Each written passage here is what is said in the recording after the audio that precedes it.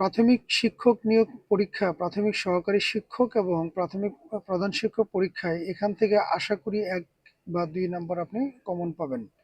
প্রশ্নগুলো দেখে নেওয়া যাক। প্রাথমিক শিক্ষা বাধ্যতামূলক আইন পাশ হয় কত সালে বা পাশ হয় কবে? উত্তর 1990 সালে। বাংলাদেশে বাধ্যতামূলক প্রাথমিক শিক্ষা চালু হয় কবে? বাংলাদেশে বাধ্যতামূলক প্রাথমিক শিক্ষা চালু হয় 1 জানুয়ারি 1992 সালে। দেশব্যাপী বাধ্যতামূলক প্রাথমিক শিক্ষা চালু হয় কবে?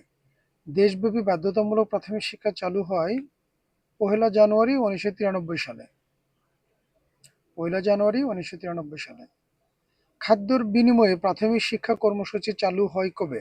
খাদ্যের বিনিময়ে প্রাথমিক শিক্ষা চালু হয় 1993 সালে। 1993 সালে।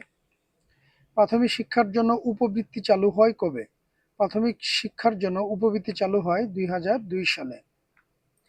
প্রাথমিক স্তরে শিক্ষার জন্য শিশুদের নির্ধারিত বয়স সীমা কত?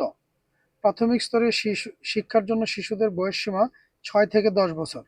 6 থেকে 10 বছর। আপনি এই প্রশ্নগুলো পড়লে এখান থেকে আশা করি 1 বা 2 নাম্বার কমন